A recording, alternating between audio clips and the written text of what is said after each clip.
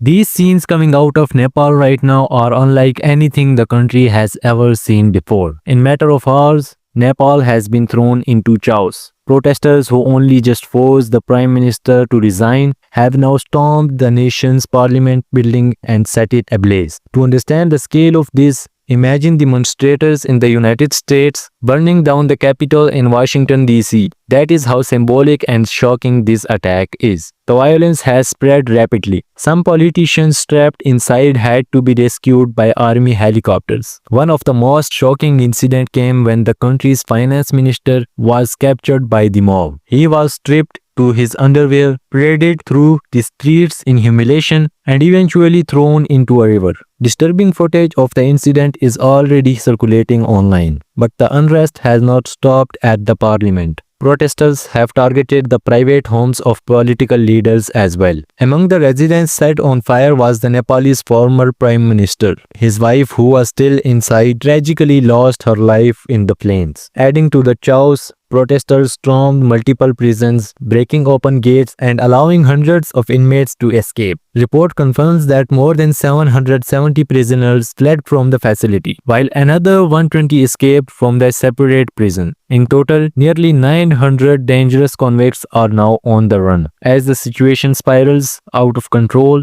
the Nepalese army has announced it will take the charge. Officials declared that from 10 p.m. local time, the military will assume control, though they did not clarify what action would follow. For Nepal, this is more than just a political unrest. It is a national crisis growing more dangerous by the hour. With fires burning, leaders targeted, and prisons emptied, the country now stands at the crossroads, waiting to see if order can be restored or if the chaos will spread even further.